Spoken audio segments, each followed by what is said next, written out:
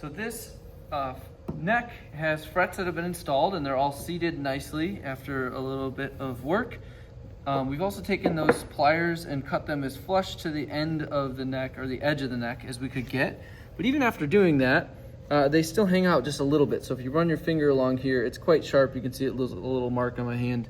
And so that would be totally unplayable. So what we want to do is bring this metal till it's perfectly flush with the wood. And when we're bringing two pieces of wood flush with each other, we use sandpaper, but because these are steel frets, we're going to use a fret end file. So this file, I've just stuck it to a piece of wood to make things easier and make it easier to hold with some double-sided tape. It's got a little arrow which shows you which way it's intended to be pushed when it's working. And so what I'm going to do is, with this piece of my wood block as a reference on the table, I've stuck this down with some double-sided stick tape.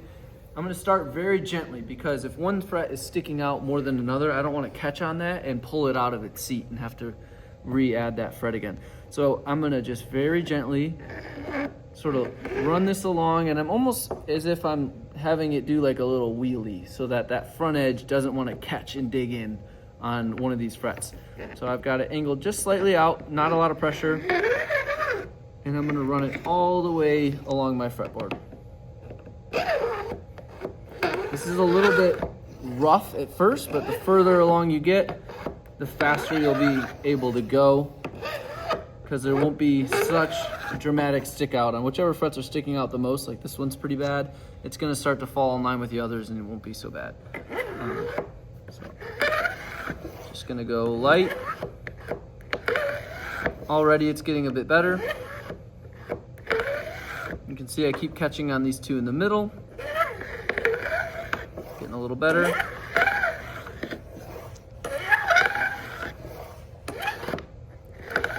And after 15 or so passes, already I can start to feel the difference. Down here, it definitely needs some more work. So I'm gonna just focus there for a moment.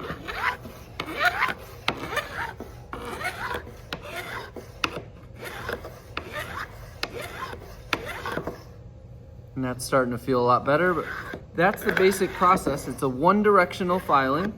That's why I keep sliding my file out and away. We're gonna do that until it feels really good. So once I've got these totally flush, I don't actually want there to be a hard 90-degree angle at the end of the fret where it drops down the fretboard.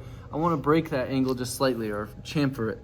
And so what I'm going to do is take my same little reference block, and I'm just going to angle it a little bit and go back through and add an angle to the end of those frets. Now that angle doesn't need to be any specific, perfect, exact degree. We don't want to go too shallow to where we eat away a bunch of the fret into the area where that string is going to be along the edge of the fretboard. But we don't want to go too steep, because it's just not as comfortable on your hand as you slide. Your fingers are going to be sliding along this part of the neck. It helps if the frets are kind of rounded at the end a little bit. So we're just going to add an angle, and you can literally pick up the neck and run your hand along it and see how it feels, and use that as a gauge as well. Again, I'm trying to keep the angle of this block quite consistent, using the table as a reference. I'm just going one direction, smooth, without too much force, and it's starting to bevel the ends of those just a little bit. So those are the two processes. I didn't actually finish the first step before demonstrating the second here. But we would get that totally flush, then we would get it beveled, and then I would probably actually flip the neck around and do it the other side, so I'm not awkwardly trying to push like this. I like to have the same motion for both sides. But that's what's gonna make this feel nice and smooth. We still have a lot of fretwork left to do on these. We're gonna, later on, we'll level them, and then we'll recrown them and things like that. But getting the ends so they're not so sharp and wanting to cut your hands is nice to do kind of early on, so it's a little nicer to handle throughout the rest of the process.